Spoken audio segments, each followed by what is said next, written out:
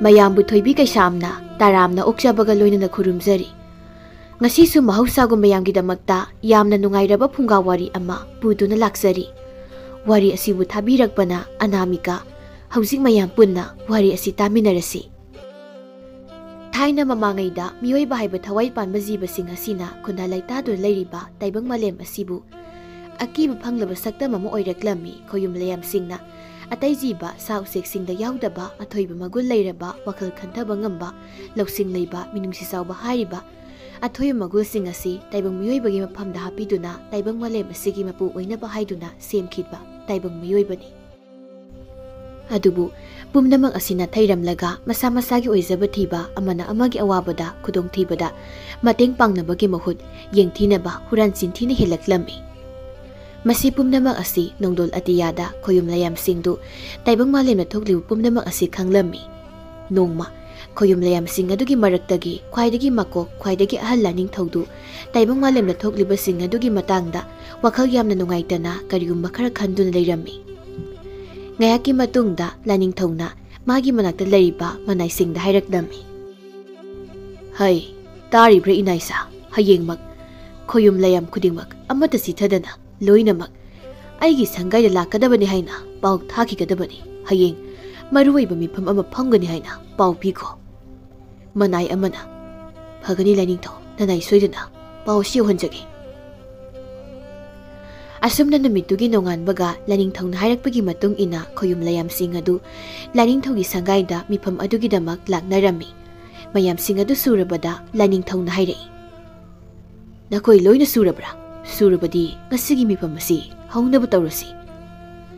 ꯂꯥꯏꯅꯤꯡꯊꯧꯒꯤ ꯋꯥꯐꯝ ꯑꯗꯨꯗ ꯂꯩꯌꯥꯝꯁꯤꯡꯗꯨ ꯑꯃꯠꯇ ꯑꯣꯏꯅ ꯈꯨꯝꯂꯛꯏ꯫ ꯁꯨꯔꯦ ꯂꯥꯏꯅꯤꯡꯊꯧ, ꯍꯧꯅꯕ ꯇꯧꯔꯁꯤ꯫ ꯂꯥꯏꯅꯤꯡꯊꯧ ꯑꯗꯨꯅ ꯃꯈꯥ ꯇꯥꯔꯛꯏ꯫ ꯑꯩꯈꯣꯏꯅ ꯋꯥꯈꯜ ꯂꯧꯁꯤꯡ, ꯃꯤꯅꯨꯡꯁꯤ ꯆꯥꯎꯕ ꯍꯥꯏꯔꯤꯕ ꯑꯊꯣꯏꯕ ꯃꯒꯨꯟ ꯃꯌꯥꯝꯁꯤꯡ ꯑꯁꯤ ꯄꯤꯗꯨꯅ ꯇꯥꯏꯕꯪ ꯃꯥꯂꯦꯝ ꯑꯁꯤꯒꯤ ꯃꯄꯨ ꯑꯣꯏꯅꯅꯕ ꯍꯥꯏꯗꯨꯅ ꯁꯦꯝꯈꯤꯕ ꯇꯥꯏꯕꯪ ꯃꯤꯑꯣꯏꯕꯁꯤꯡ ꯑꯁꯦ ꯌꯥꯝꯅ ꯐꯠꯇ꯭ꯔꯦ꯫ ꯃꯈꯣꯏꯒꯤ ꯂꯝꯆꯠ ꯁꯥꯖꯠ, ꯑꯁꯣꯏꯕ ꯑꯔꯥꯟꯕꯁꯤꯡ ꯑꯁꯦ ꯑꯩꯈꯣꯏꯅ ꯁꯦꯝꯗꯣꯛꯇꯕ ꯌꯥꯗꯦ꯫ ꯃꯔꯝ ꯑꯁꯤꯅ ꯂꯩꯌꯥꯝ, ꯑꯩꯈꯣꯏ ꯃꯌꯥꯝ ꯋꯥꯈꯜꯂꯣꯟ ꯑꯅꯤꯡꯕ ꯑꯄꯥꯝꯕꯗꯨꯁꯨ ꯐꯣꯡꯗꯣꯛꯅꯁꯤ꯫ ꯅꯣꯏꯒꯤ ꯑꯄꯥꯝꯕꯗꯨꯁꯨ ꯐꯣꯡꯗꯣꯛꯅꯔꯣ꯫ ꯂꯩꯌꯥꯝꯁꯤꯡ ꯑꯗꯨꯅ ꯍꯥꯏꯅꯔꯛꯏ꯫ ꯑꯆꯨꯝꯕꯅꯤ ꯂꯥꯏꯅꯤꯡꯊꯧ, ꯑꯩꯈꯣꯏꯅ ꯀꯔꯤꯒꯨꯝꯕ ꯈꯔꯗꯤ ꯇꯧꯗꯕ ꯌꯥꯔꯣꯏ꯫ ꯑꯁꯨꯝꯅ ꯈꯣꯌꯨꯝ ꯂꯩꯌꯥꯝꯁꯤꯡ ꯑꯗꯨ ꯈꯟꯅꯗꯨꯅ ꯂꯥꯏꯔꯦꯝꯕꯤ ꯅꯍꯥ ꯑꯣꯏꯔꯤꯕꯤ ꯑꯍꯨꯝꯈꯛ ꯇꯥꯏꯕꯪ ꯃꯥꯂꯦꯝꯗ ꯊꯥꯗꯨꯅ ꯇꯥꯏꯕꯪ ꯃꯤꯑꯣꯏꯕꯒꯤ ꯃꯇꯦꯡ ꯄꯥꯡꯅꯕ ꯂꯥꯏꯌꯥꯝꯁꯤꯡꯗꯨ ꯑꯃꯠꯇ ꯑꯣꯏꯅ ꯌꯥꯅꯔꯝꯃꯤ꯫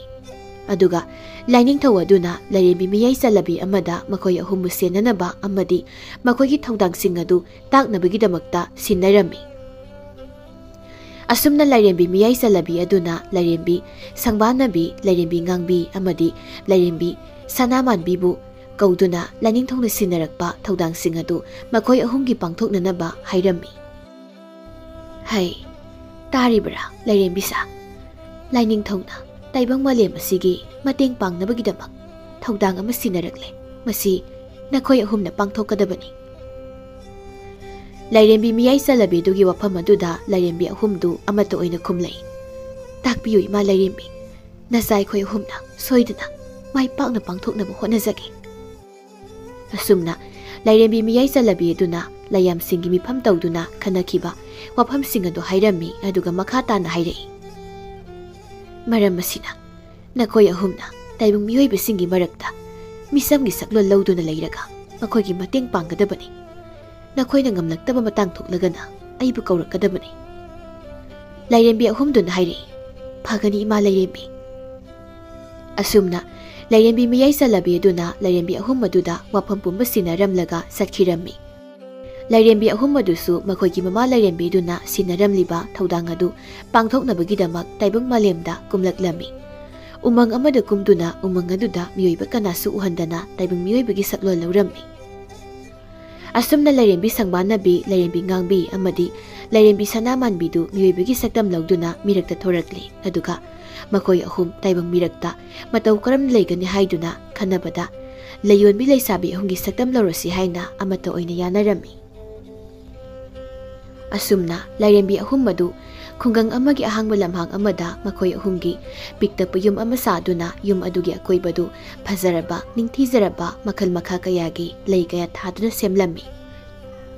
asumna lairembi ahum madu makoigi leikol adudagi heileising hekduna makoigi tonganba mitrang leiwa sizinaduna heileising adu hena mahau lehanba hena masak phajahanba hena manam nusihanduna leibak adu gaithilda yolammi aduga makoigi mitrangi matengna lam amadagi lam amada satuna leibak sinba thungna kaithel khuding layon phamafam khudingda makoigi heileising adu thaduna yolammi makoigi mitrang leiwagi matengna hena mahau leiraba hena phajaraba heileising adu miyam singna aduki matik pamnarami asumna makoina heileising adu yolubadagi phanglakpa selsing aduna leita laira kayagi mateng panglami mitrang leiwa sing adu sizinaduna makoina miyoibagi mateng pangbaduda makoigi wakhalda makoisi matik magul leiraba laining thongna sinarakpa thodang khuding mai pakna pangthokpa ngamlaba lairembini haina mathamoi sing aduda napalama yauraklammi asumna lairembi ahum adugi wakhalondu mama lairembi aduna khanglammi madu urubada mama lairembi adugi wakhalda asumna khalaklammi hais taibang male masigi mateng panglo haina thariba makoi ahum masisu makoigi masa masada napal haiba phatrabase yaurakle matam laringe asida ai makoigi wakhalonse semdok howdaba yade asumna khanduna mama lairembi aduna lairembi ahum adugi masada yauriba matik mayai pumnamak lauthoklammi numito hawkre nongalakpa matamda lairembi ahum adu tumba hagolakpa matamda makoi ahumgi masada hanaga manadaba karigumba khara phaurammi matam maduda makoigi matik mayai pumnamaksu jamduna karimta tawba yaramdre oirakliba mataw aduda lairembi ahum madu amata oina khutsamnaduna mama lairembi dubu kaunanaba leiwa du solammi leiwa du solabasu makoigi mama lairembi adudi thoraktre asumna hanjin hanjin kauzarabasu thorakpa kauba leitre lairembi ahum madu tawriba mataw aduda matha yamna sarammi matik mayai pumnamak jamlabasu laining thongna sinarakpa thodang adudi pangthoktaba yadre maram asina lairembi ahum adu mitrang leiwa amata yaudana makoigi hanagi mathausing adu pangthoknabu hotnarami nahan makhaidi makoigi matik mayai sizinaduna thabaksing adu yamna laina pangthoklambani adubu makoigi matik mayai pumnamak jamkhra matam adudadi lairembi ahum adu aduki matik warami makoi ahum haujikti makoina tawjaruba napal adu makoigi matik mayai adugi mapanane haibasi khanglakle makoina thabaksing adu mitrang leiwagi matengna pangthoklingi matam yamna laina miyoibagi mateng panglambadu haujikti ngamlaktre nongma lairembi sangbana haileisingdu yonba satpa matamda lambida chakniba nupa amakhak lambi lamkhangda lakpa miyoisingdagi chanaba khara nirammi lairembi sangbana mafam adu lakpa matamdasu chaknibaduna lairembi sangbana mafamdasu karigumba chanaba khara pibinaba haijarei lairembi sangbana bidi chaknibaduda karisu piramda yamna nungaitana halaklammi aduga somdana lairembi ngangbina heileising yonba satpa matamdasu nupi amakhakna hidak yonpham amada mathoi wana hidak yonba nupa aduda hidak khara pibinaba haijarambadu tarami ibunga aigi isa nupa da yamna kana nahadu lehore hidak hida pibiyo natrabadi aigi isa nupa da pibam yamna saroi aigi isa nupa gi pusida amukta kanbiyo hidak yonba nupa aduna amuk khumlai hei ai nangonda hidak piba ngamlaroi mamang daslogi bidak adugi sel phawba husi phaw pidre chalo sanariba wari sing adu tabada lairembi ngangbi yamna nungai jaramde adubu karisu upai leita adumak halaklammi somdasu lairembi sanamanbina heileising adu yonba satpa matamda angang ani khak sanadu leirami angang amana makhuda sanapot ama pairammi aduga sanapotu makut anina chena paisinduna matunglomda lotuna yamna kina leplaga leirami aduga angang amaduna sanapot paiba angang adudagi sanapotu mullaga hairei he nang aina nangi sanapot lawi habase karamta haidokpa yarai khangaba kaikumi haidokpada nang aina kaidok yengo asi hairamlaga angang adu sanapotu puraga satkhirami angang amaduna mamitapi ira chelaga kaishu tawsaba ngamdana sanapot munduna pukhiba angang adu yengduna lehawi lairembi sanamanbina tawriba mataw aduda yamna nungai jaramde adubu karisu upai leita masu adumak halaklammi asumna lairembi ahum madu makoisi miyoibagumna matik mayai amata yaudrabadi thabak khudingmak awabagi masakni haibasi khangjarami ꯃꯈꯣꯏꯅ ꯊꯦꯡꯅꯔꯛꯂꯤꯕ ꯅꯨꯡꯉꯥꯏꯇꯕ ꯊꯧꯗꯣꯛꯁꯤꯡ ꯑꯗꯨꯒꯤ ꯃꯇꯦꯡꯗꯤ ꯄꯥꯡꯅꯤꯡ ꯑꯗꯨꯕꯨ ꯄꯥꯡꯕꯗꯤ ꯉꯝꯗ ꯍꯜꯂꯛꯄꯗꯨꯗ ꯂꯥꯏꯔꯦꯝꯕꯤ ꯑꯍꯨꯝꯃꯛ ꯃꯥꯏꯊꯣꯡꯁꯤꯡꯗꯨ ꯏꯃꯛ ꯃꯛꯁꯤꯟ ꯌꯥꯝꯅ ꯅꯨꯡꯉꯥꯏꯇꯕ ꯁꯛꯐꯝꯗ ꯍꯜꯂꯛꯂꯝꯃꯤ꯫ ꯃꯊꯪꯒꯤ ꯅꯨꯃꯤꯠꯅꯤ ꯂꯥꯏꯔꯦꯝꯕꯤ ꯁꯪꯕꯥꯅꯕꯤ ꯃꯥꯅ ꯍꯩ ꯂꯩꯁꯤꯡ ꯑꯗꯨ ꯌꯣꯜꯂꯨꯕꯒꯤ ꯁꯦꯜꯁꯤꯡ ꯑꯗꯨ ꯐꯪꯂꯗꯨꯅ ꯉꯔꯥꯡ ꯃꯥꯅ ꯊꯦꯡꯅꯈꯤꯕ ꯆꯥꯛꯅꯤꯕꯗꯨꯒꯤ ꯃꯅꯥꯛꯇ ꯂꯥꯛꯇꯨꯅ ꯆꯥꯅ ꯊꯛꯅꯕ ꯑꯆꯥꯊꯛ ꯈꯔ ꯄꯨꯔꯛꯇꯨꯅ ꯄꯤꯖꯔꯝꯃꯤ꯫ ꯑꯗꯨꯝꯅ ꯂꯥꯏꯔꯦꯝꯕꯤ ꯁꯪꯕꯥꯅꯕꯤꯅ ꯆꯥꯛꯅꯤꯕꯗꯨꯗ ꯀꯔꯤꯒꯨꯝꯕ ꯈꯔ ꯄꯤꯖꯕꯗꯨꯗ ꯆꯥꯛꯅꯤꯕꯗꯨ ꯍꯔꯥꯎꯅ ꯆꯥꯅ ꯊꯛꯅꯕꯁꯤꯡ ꯑꯗꯨ ꯃꯤꯅ ꯃꯨꯟꯈꯤꯅꯤ ꯃꯇꯥꯒꯨꯝ ꯌꯥꯝꯅ ꯍꯥꯎꯅ ꯅꯪꯍꯧꯔꯣꯏ ꯃꯇꯥꯒꯨꯝꯅ ꯆꯥꯔꯝꯃꯤ꯫ ꯂꯥꯏꯔꯦꯝꯕꯤ ꯁꯪꯕꯥꯅꯕꯤ ꯆꯥꯛꯅꯤꯕꯗꯨꯅ ꯃꯕꯨꯛ ꯊꯟꯅ ꯆꯥꯖꯕꯗꯨꯗ ꯃꯥꯏꯊꯣꯡꯗ ꯃꯃꯣꯟ ꯅꯣꯛꯆꯔꯝꯃꯤ꯫ ꯆꯥꯕ ꯂꯣꯏꯔꯕ ꯃꯇꯨꯡ ꯆꯥꯛꯅꯤꯕꯗꯨꯅ ꯂꯥꯏꯔꯦꯝꯕꯤ ꯁꯪꯕꯥꯅꯕꯤꯗ ꯑꯣꯟꯁꯤꯟꯗꯨꯅ ꯍꯥꯏꯔꯛꯏ, "ꯏꯕꯦꯝꯃ, ꯌꯥꯝꯅ ꯅꯨꯡꯉꯥꯏꯖꯔꯦ꯫ ꯆꯥꯛꯇꯤ ꯂꯥꯏꯗꯅ ꯏꯁꯤꯡ ꯀꯨꯌꯥ ꯑꯃ ꯐꯥꯎꯕ ꯊꯛꯂꯛꯇꯕ ꯅꯨꯃꯤꯠ ꯅꯤꯅꯤ ꯍꯨꯝꯅꯤ ꯁꯨꯔꯛꯂꯕꯅꯤ꯫ ꯏꯕꯦꯝꯃꯅ ꯑꯩꯕꯨ ꯀꯔꯤꯒꯨꯝꯕ ꯈꯔ ꯄꯤꯖꯕꯤꯕ ꯑꯩ ꯄꯦꯜꯂꯦ꯫ ꯏꯁꯣꯔꯅ ꯅꯍꯥꯛꯄꯨ ꯃꯇꯝ ꯄꯨꯝꯅꯃꯛꯇ ꯊꯧꯖꯥꯟꯕꯤꯕ ꯑꯣꯏꯁꯅꯨꯀꯣ." ꯑꯁꯨꯝꯅ ꯆꯥꯛꯅꯤꯕꯗꯨꯅ ꯂꯥꯏꯔꯦꯝꯕꯤ ꯁꯪꯕꯥꯅꯕꯤꯒꯤ ꯃꯐꯝꯗ ꯊꯥꯒꯠ ꯋꯥꯍꯩ ꯀꯌꯥ ꯍꯥꯏꯔꯝꯃꯤ꯫ ꯂꯥꯏꯔꯦꯝꯕꯤ ꯁꯪꯕꯥꯅꯕꯤꯁꯨ ꯆꯥꯛꯅꯤꯕꯗꯨꯗ ꯅꯨꯡꯁꯤꯅ ꯃꯃꯣꯟ ꯅꯣꯛꯂꯝꯂꯒ ꯍꯜꯂꯛꯂꯦ꯫ ꯂꯥꯏꯔꯦꯝꯕꯤ ꯁꯪꯕꯥꯅꯕꯤꯅ ꯃꯊꯃꯣꯏꯗ ꯌꯥꯝꯅ ꯍꯔꯥꯎꯖꯔꯝꯃꯤ, ꯑꯄꯦꯟꯕꯁꯨ ꯄꯣꯛꯂꯝꯃꯤ꯫ ꯁꯣꯝꯗꯅ ꯂꯥꯏꯔꯦꯝꯕꯤ ꯉꯥꯡꯕꯤꯁꯨ ꯃꯥꯅ ꯉꯔꯥꯡ ꯍꯤꯗꯥꯛ ꯂꯧꯐꯝꯗ ꯅꯨꯄꯤꯗꯨꯒ ꯊꯦꯡꯅꯈꯤꯕ ꯍꯤꯗꯥꯛ ꯌꯣꯟꯐꯝ ꯑꯗꯨꯋꯥꯏꯗ ꯃꯍꯥꯛ ꯂꯥꯛꯇꯨꯅ ꯅꯨꯄꯤꯗꯨꯕꯨ ꯀꯣꯏꯊꯤ ꯊꯤꯔꯝꯃꯤ꯫ ꯐꯪꯃꯜꯂꯛꯇ꯭ꯔꯕꯗ ꯍꯤꯗꯥꯛ ꯌꯣꯟꯕ ꯅꯨꯄꯥꯗꯨꯗ ꯍꯪꯂꯝꯃꯤ, "ꯗꯥꯗꯥ, ꯉꯔꯥꯡ ꯃꯐꯝꯁꯤꯗ ꯁꯦꯜ ꯌꯥꯎꯗꯅ ꯃꯁꯥꯒꯤ ꯍꯤꯗꯥꯛ ꯂꯧꯕ ꯂꯥꯛꯂꯝꯕ ꯅꯨꯄꯤꯗꯨꯕꯨ ꯀꯗꯥꯏꯗꯒꯤꯅꯣ ꯈꯪꯕꯤꯕ꯭ꯔꯣ?" ꯍꯤꯗꯥꯛ ꯌꯣꯟꯕ ꯅꯨꯄꯥ ꯑꯗꯨꯅ ꯉꯔꯥꯡꯒꯤ ꯅꯨꯄꯤꯗꯨꯒꯤ ꯃꯌꯨꯝꯗꯨ ꯇꯥꯛꯄꯤꯔꯛꯂꯝꯃꯤ꯫ ꯂꯥꯏꯔꯦꯝꯕꯤ ꯉꯥꯡꯕꯤꯁꯨ ꯍꯤꯗꯥꯛ ꯌꯣꯟꯕ ꯅꯨꯄꯥ ꯑꯗꯨꯅ ꯇꯥꯛꯂꯛꯂꯤꯕ ꯌꯨꯝ ꯑꯗꯨ ꯇꯝꯅ ꯂꯥꯛꯂꯝꯃꯤ꯫ ꯌꯨꯝ ꯑꯗꯨ ꯌꯥꯝꯅ ꯐꯤꯕꯝ ꯁꯣꯛꯂꯦ꯫ ꯃꯁꯤ ꯁꯦꯒꯥꯏꯔꯕ ꯀꯤꯟꯊꯒꯗꯧꯔꯕ ꯈꯥꯡꯄꯣꯛꯁꯪ ꯑꯃ ꯑꯣꯏꯔꯝꯂꯦ꯫ ꯂꯥꯏꯔꯦꯝꯕꯤ ꯉꯥꯡꯕꯤ ꯈꯥꯡꯄꯣꯛꯁꯪ ꯑꯗꯨꯒꯤ ꯁꯨꯃꯥꯡꯗ ꯂꯦꯞꯂꯒ ꯏꯃꯨꯡꯂꯣꯝꯗ ꯑꯣꯟꯁꯤꯟꯗꯨꯅ ꯀꯧꯔꯛꯏ, "ꯏꯃꯨꯡ ꯑꯁꯤꯕꯨ ꯀꯅꯥ ꯀꯅꯥ ꯂꯩꯕꯒꯦ? ꯑꯃꯨꯛꯇ ꯊꯣꯛꯄꯤꯔꯣ." ꯑꯁꯨꯝꯅ ꯑꯃꯨꯛ ꯑꯅꯤꯔꯛ ꯀꯧꯔꯝꯃꯤ꯫ ꯃꯄꯥꯟꯗ ꯀꯅꯥꯅꯣꯃ ꯀꯧꯔꯛꯄꯗꯨꯗ ꯉꯔꯥꯡꯒꯤ ꯍꯤꯗꯥꯛ ꯌꯣꯟꯐꯝꯗ ꯊꯦꯡꯅꯈꯤꯕꯤ ꯅꯨꯄꯤꯗꯨ ꯃꯄꯥꯟꯗ ꯊꯣꯔꯛꯂꯝꯃꯤ꯫ ꯅꯨꯄꯤꯗꯨ ꯃꯁꯛ ꯈꯪꯗꯕ ꯅꯨꯄꯤ ꯑꯃ ꯂꯦꯞꯂꯝꯕꯗꯨꯗ ꯍꯪꯂꯛꯏ, "ꯀꯅꯥ ꯍꯪꯕꯤꯕꯅꯣ? ꯀꯅꯥ ꯎꯅꯕꯤꯒꯗꯕ?" ꯂꯥꯏꯔꯦꯝꯕꯤ ꯉꯥꯡꯕꯤꯅ ꯅꯨꯄꯤꯗꯨꯗ ꯍꯥꯏꯔꯛꯏ, "ꯑꯩ ꯉꯔꯥꯡ ꯊꯕꯛ ꯑꯃ ꯂꯥꯛꯄ ꯃꯇꯝꯗ ꯁꯣꯝꯅ ꯍꯤꯗꯥꯛ ꯌꯣꯟꯐꯝꯗ ꯁꯣꯝꯒꯤ ꯏꯆꯥ ꯅꯥꯕꯒꯤ ꯍꯤꯗꯥꯛ ꯄꯤꯕꯤꯅꯕ ꯍꯥꯏꯍꯧꯕꯗꯣ ꯑꯩꯅ ꯇꯥꯖꯍꯧꯕꯅꯤ꯫ ꯑꯩꯁꯨ ꯉꯔꯥꯡꯗꯣ ꯈꯨꯗꯣꯡꯆꯥꯗꯕ ꯑꯃ ꯂꯩꯕꯗꯒꯤ ꯁꯣꯝꯒꯤ ꯃꯇꯦꯡ ꯄꯥꯡꯕ ꯉꯝꯖꯍꯧꯗ꯭ꯔꯦ꯫ ꯑꯗꯨꯅ ꯉꯁꯤ ꯁꯣꯝꯒꯤ ꯌꯨꯝꯁꯤ ꯊꯤꯗꯨꯅ ꯍꯦꯛꯇ ꯂꯥꯛꯂꯤꯕꯅꯤ." ꯑꯁꯤ ꯍꯥꯏꯗꯨꯅ ꯂꯥꯏꯔꯦꯝꯕꯤ ꯉꯥꯡꯕꯤ ꯃꯥꯅ ꯄꯨꯔꯛꯄ ꯁꯦꯜꯌꯦꯛ ꯈꯔ ꯅꯨꯄꯤꯗꯨꯗ ꯄꯤꯔꯝꯃꯤ꯫ ꯎꯄꯥꯏ ꯂꯩꯇ꯭ꯔꯕ ꯅꯨꯄꯤꯗꯨ ꯂꯥꯏꯔꯦꯝꯕꯤ ꯉꯥꯡꯕꯤꯅ ꯁꯦꯜꯌꯦꯛ ꯈꯔ ꯄꯤꯔꯛꯄꯗꯨꯗ ꯃꯃꯤꯠꯇꯒꯤ ꯃꯄꯤ ꯇꯥꯅ ꯍꯥꯏꯖꯔꯛꯏ, "ꯅꯍꯥꯛꯄꯨ ꯀꯅꯥꯅꯣ? ꯏꯃꯥ ꯏꯆꯥꯒꯤ ꯑꯁꯨꯛ ꯋꯥꯔꯕ ꯇꯥꯟꯖꯥ ꯀꯅꯥꯅꯁꯨ ꯑꯩꯈꯣꯏꯒꯤ ꯍꯥꯟꯅ ꯌꯦꯡꯕꯤꯗ꯭ꯔ ꯃꯇꯝ ꯑꯁꯤꯗ ꯑꯩꯈꯣꯏꯒꯤ ꯃꯇꯦꯡ ꯄꯥꯡꯕꯤꯔꯤꯕ ꯅꯍꯥꯛ ꯑꯁꯤꯕꯨ ꯀꯅꯥꯅꯣ? ꯅꯍꯥꯛꯅ ꯇꯧꯔꯤꯕ ꯊꯕꯛ ꯈꯨꯗꯤꯡꯃꯛꯇ ꯃꯥꯏ ꯄꯥꯛꯄ ꯑꯐꯕꯗ ꯑꯣꯏꯕꯤꯌꯨ꯫ ꯏꯁꯣꯔꯅ ꯃꯇꯝ ꯄꯨꯝꯅꯃꯛꯇ ꯆꯥꯟꯕꯤꯕ ꯑꯣꯏꯁꯅꯨ." ꯑꯁꯨꯝꯅ ꯂꯥꯏꯔꯦꯝꯕꯤ ꯉꯥꯡꯕꯤꯁꯨ ꯃꯥꯅ ꯂꯩꯇ ꯂꯥꯏꯔ ꯈꯔꯒꯤ ꯀꯔꯤꯒꯨꯝꯕ ꯈꯔ ꯇꯧꯕ ꯉꯝꯖꯕꯗꯨꯗ ꯌꯥꯝꯅ ꯄꯦꯟꯖꯔꯝꯃꯤ꯫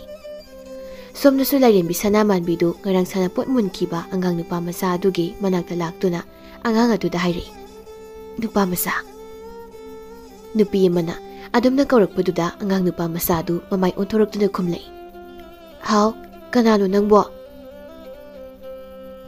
ꯑꯉꯥꯡ ꯅꯨꯄꯥ ꯃꯆꯥ ꯑꯗꯨꯒꯤ ꯋꯥꯐꯝ ꯑꯗꯨꯗ ꯂꯥꯏꯔꯦꯝꯕꯤ ꯁꯅꯥꯃꯥꯟꯕꯤꯅ ꯃꯈꯥ ꯇꯥꯔꯛꯏ, "ꯑꯩ ꯉꯔꯥꯡ ꯅꯪꯅ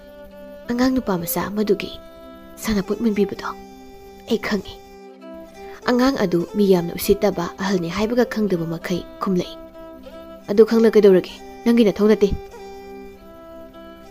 ꯂꯥꯏꯔꯦꯝꯕꯤ ꯁꯅꯥꯃꯥꯟꯕꯤꯗꯨ ꯑꯉꯥꯡ ꯑꯗꯨꯒꯤ ꯋꯥꯉꯥꯡ ꯑꯗꯨꯗ ꯁꯥꯎꯅꯤꯡꯂꯗꯨꯅ ꯑꯉꯥꯡ ꯑꯗꯨꯒꯤ ꯃꯈꯨꯠꯇꯒꯤ ꯁꯅꯥꯄꯣꯠꯇꯨ ꯃꯨꯜꯂꯒ ꯍꯥꯏꯔꯛꯏ, "ꯃꯇꯨꯡ ꯃꯅꯥꯎ ꯑꯗꯨꯝꯅ ꯍꯦꯛ ꯇꯧꯔꯕ ꯑꯩꯅ ꯊꯦꯡꯅꯕꯗ ꯅꯪ ꯑꯩꯅ ꯀꯩꯗꯧꯒꯦꯉꯣ?" ꯑꯉꯥꯡ ꯅꯨꯄꯥ ꯃꯆꯥ ꯑꯗꯨ ꯂꯥꯏꯔꯦꯝꯕꯤ ꯁꯅꯥꯃꯥꯟꯕꯤꯅ ꯑꯗꯨꯝꯅ ꯁꯅꯥꯄꯣꯠ ꯑꯗꯨ ꯃꯨꯜꯂꯒ ꯄꯨꯈꯤꯕꯗꯨꯗ ꯀꯔꯤꯁꯨ ꯍꯥꯏꯕ ꯉꯝꯗꯅ ꯂꯦꯞꯂꯒ ꯌꯦꯡꯂꯒ ꯑꯗꯨꯃꯛ ꯂꯩꯍꯧꯏ꯫ ꯂꯥꯏꯔꯦꯝꯕꯤ ꯁꯅꯥꯃꯥꯟꯕꯤ ꯁꯅꯥꯄꯣꯠ ꯑꯗꯨꯒꯤ ꯃꯄꯨ ꯑꯉꯥꯡ ꯑꯗꯨꯒꯤ ꯃꯌꯨꯝꯗ ꯂꯣꯟꯅ ꯂꯥꯛꯇꯨꯅ ꯃꯈꯣꯏꯒꯤ ꯌꯨꯝꯒꯤ ꯊꯣꯡꯖꯤꯜꯗ ꯁꯅꯥꯄꯣꯠꯇꯨ ꯊꯝꯕꯤꯔꯝꯃꯤ꯫ ꯑꯗꯨꯒ ꯌꯨꯝꯗꯨꯒꯤ ꯃꯆꯤ ꯑꯃꯗ ꯉꯥꯏꯍꯥꯛ ꯂꯣꯠꯇꯨꯅ ꯌꯦꯡꯂꯝꯃꯤ꯫ ꯑꯉꯥꯡ ꯑꯗꯨꯅ ꯏꯃꯨꯡꯗꯒꯤ ꯊꯣꯔꯛꯄ ꯃꯇꯝꯗ ꯉꯔꯥꯡ ꯃꯥꯒꯤ ꯑꯉꯥꯡ ꯑꯃꯗꯨꯅ ꯃꯨꯟꯕꯤꯍꯧꯕ ꯁꯅꯥꯄꯣꯠꯇꯨ ꯂꯩꯔꯝꯕ ꯃꯇꯝꯗ ꯌꯥꯝꯅ ꯍꯔꯥꯎꯖꯔꯝꯃꯤ꯫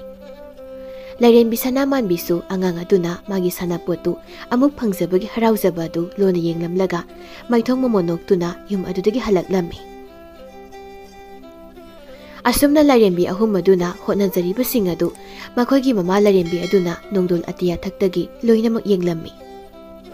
Asumna numitu haukhri nonghek nganbaga Lairenbi ahumdu nungti numit khudingi makhoina pangthokpa thawdangsing adu kaidana adumak pangthoklammi. Lairenbi Sangbanabi yum amada lei khara thinba laklammi. Yum adu hek yaubaga Lairenbi Sangbanabi su imung adugi mi thoraknaba haiduna sumang aduda leplaga kaurammi. Yum asibu kana leibibage lei thinjaraiye. Kauribadu taraduna imung adudagi nupi amakak thoraktuna lei adubu lauraga hairei. Nangi leising ase onthokna phajakre manamsu onthokna nungsikre aidi yamna pamjakre. Nupi adugi wafam aduda Lairenbi Sangbanabi momonokpa minok amaga loinana khumlei. Ichena aibu nungsibiduna takpibani. Nupi aduna amuk makha tarai. Nate asengmane aina hairisi nasaknena tawne leising asiga onthokna sanakre. Pakjakre dako lao imungda changlukhisi. Nungsa marokta chatlubagi nasado yamna wana su uri. Ising kita thakhu. Asumna Lairenbi Sangbanabi nupidugi imungda changduna ising su thaklammi. Somdana Lairenbi ngangbisu yumamada leithinba laklammi numitu Lairenbi ngangbina leithinba lakliba imung adugi masanupagi mapok numit oirammi. Lairenbi ngangbina laidu piba matamda nupadu yamna nungaitana maithong adu imakmaksina urammi. Nupadugi mataw aduda Lairenbi ngangbina hanglai. Kari tawba yaurabagi aduk thawai nungaitana leiba ubadi. Nupadu Lairenbi ngangbigi wahang aduda yamna nungaitana khumlai. Ngasise aigi isanupagi mapok numitni. Mamasu isanupasi pokpa ikuidana. Taibang palse thadokduna chatkre. Isagi mapok numit asida aikhoi ani khak natana kanasu harau nungaina thoram ase pangthokminanaba kanasu leitre. Nupadugi wafamduda Lairenbi ngangbina hairei. Ai somgi isanupagi mapok numiki thoram ase yausagi akaiba leigadra. Lairenbi ngangbigi thajada wafam aduda nupadu yamna harauna khumlei. Karigi yaroi ipaisagidi leibak yamna phabani. Asumna haiduna nupa aduna Lairenbi ngangbibu imungda sangminarakduna masanupagi mapok numigi thoram adu makhoi ahum saruk yaminnarammi. Angang adusu Lairenbi ngangbina magi mapok numigi thoram adu yaubaduda yamna haraujarammi.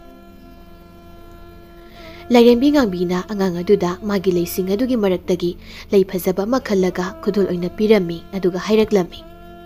Kasi isagi mapok numina lakpasida maramukpa gyan taba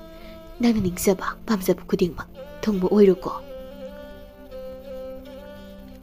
Angang nupa masa adu Lairenbi ngangbina piriba lei adu lauraga hairei. Nine leisidi nupigini nupaina leisi kaidogdoino. Angang adugi wahang aduda Lairenbi ngangbina angang adugi makokta nungsina nanthabiduna hairei. Leigi wahan thokti nungsiba haibani. Masida nupa nupiga haiba leite nungsibadi pumnamakini. Asumna angang adugi mapa Lairenbi ngangbi amadi angang aduga makhoi ahum puna thoram adu pangthokminarammi. Thoram adu loiraduna Lairenbi ngangbi yum adudagi mayumda hanaba thorok matamda nupaduna hairei.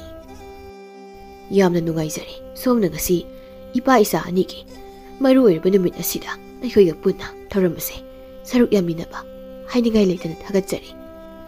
Asumna Lairenbi ngangbisu mayumda halaklammi. Numitugi numidangdu Lairenbi ahumdu phaminaduna wa khanarammi. Lairenbi Sanamanbina hairei. Aikhoina phanakana hotnajarabasu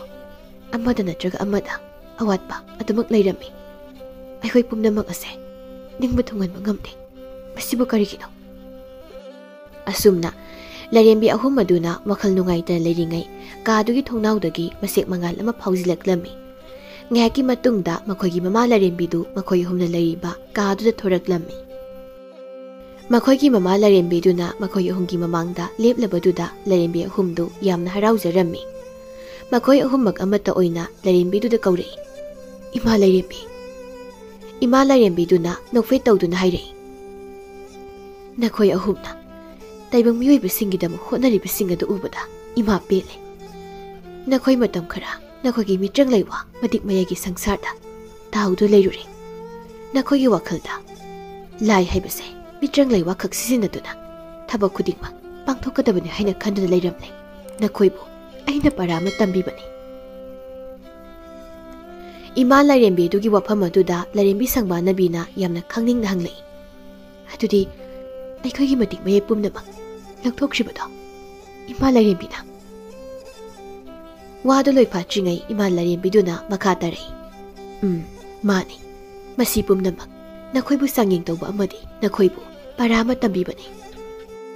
लाइरेंबी ngangbina लाइरेंबीदुगी वफम अदुदा यामना नुंगाइतना अमुक मखा तारक्लमी इमा लाइरेंबी अखोइना फना कन होनाजरबसो ताइबुंग मियोइबगी अवातपसिंग असिदि अखोइना कैदौनुंदा मपुंग फाना मेखत्पा ngamtre अमा नत्रगा अमदा अदुमक अहोब लेरै लाइरेंबी ngangbigi वफम अदुदा इमा लाइरेंबीदु ngek वखल खल्लबा मतुंग तपना हाइरै चुम्मी नखोइना ताइबुंग मियोइबसिंगी मतेंग पांगबगिदमक अदुगी मतिक कन होनै अदुबु नखोइगी थबकसिंग असे कदाइदनुम इसोइ सोइरे इमा लाइरेंबीदुना हाइबा वफमसिंग अदु लाइरेंबी अहुमक मुना तारमी इमा लाइरेंबीदुना मखा तारै इमा वाहाइगे नखोइ अहुमक मुन्ना ताउ संगबानबी नंगना साकनीबदुगी नोमगी सानबा असा थखरा पुरगा पिजरै चाकनीबदुसु मिकुप अदुदगी मबुक थले खना हराउजरमगनी अदुबुमा अहिंगदो नेना ताबो वखलददी कैदौनुना तुमलमलोय हयेंग कदाइदगी करी सागने हाइना सोइदना वखलद खलमगनी अदुगा ngangbी नंगना लाइरबी नुपीदुना मसागी हिदाक लैनबा से लेतबा मदुगी सेले खरा पिबिरुई यामना पै मिकुप अदुगिरी मखोइ यामना हराउजरमगनी अदुबु सेलेक्सिंग अदुना कयाम कुइना सिजिन्नदुना ममा मसा पुसी लेनबा यागनी अदुगा सनामानबी नहाकना अंगांग अदुगी अंगांग नुपा मसा अमना मुनबिखिबा सनापोत अदो नंगना अमुक मुंदुना पुरक्लगा अंगांग अदुदा अमुक पिबिरुई मी अमगी मतेंग पांगनम होनबदा अमदा किहनबदो मदु फत्ते इमा लाइरेंबीदुगी वफम अदुदा लाइरेंबी संगबानबीना हंगजरे इमा अदुदी मतौ करमना अखोइना अखोइगी मतेंग पांगनी इमा लाइरेंबीदुना मखा तारै नखोइना अमुखक मतेंग पांगलुबना मखोइगी पुंसी लेपचाउबा ngamnaba मतेंग पांगलमगदबनी चाकनीबा नुपादो ममांग थक्ता महक पसी खोंबा यामना हाइबनी मियामना माना खोंबा पसी खोंजेल अदुगी मतिक पामनबनी मरम असिना नखोइ चाकनीबा नुपादुगी मफमदा बासी अमा पिबियो बासीदुगी मतेंगना माना लंबी लमखांगदा खोंजदुना मागी बासी खोंजेलदु तारगा पिनबिदुना मियामना मंगोंदा पिबिरम सेल खरदुना मागी नुंतिगी सानबदी वाटलरोय अदुगा असुमना ममा मसा निदुगिसो मदुंग तारकपा मतमदा मिंगोंदगी मतेंग निदनबा लंबी मा थिबियो अदुगा अंगांग अदुसो नोइना लोना मतेंग पांगलुबगी महुत मंगोंदा मिगीदबा थौना मा हापिगदबनी असुमना तौरबदी नखोगी थौदांगसिंग असे सोइदना मपुंग फागनी लाइरेंबी अहुम अदु इमा लाइरेंबीदुना पाउता कया ताकपीबदगी मखोइ करी तौगन हाइबदु वखल तारम्मी असुमना मखोइ अहुम इमा लाइरेंबीदुगी मफमदा थगत वाहि कया हाइरम्मी असुमना इमा लाइरेंबीदुसु पाउताकसिंग अदु पिरमलगा मफम अदुदगी मांगखिरम्मी असुमना लाइरेंबी अहुम अदु इमा लाइरेंबीदुना ताकपिरमबसिंग अदु थबक ओइना अमदा सिथदना पांगथोक्लम्मी लाइरेंबी अहुम अदुना कन्न होटनदुना ताइबंग मियोइबसिंग अदु अमता वाता पादबा ओइदुना नुंगायाइ फना पानखिरम्मी मसिगी मतुंग लाइरेंबी संगबानबी लाइरेंबी ngangbी लाइरेंबी सनामानबी मखोइगी मथौ लोइरदुना लाइरेपाक्ता लाक्लम्मी लाइरेंबी अहुम अदुना मखोइदि सिनख्रिबा थौदांगसिंग अदु माइ पाक्ना पांगथोक्लम्बदुदा लाइयामसिंग अदुना मखोइ अहुमबु इकाइ खुमनबा उतपगा लोइनना हराउ तयामना ओकपिरम्मी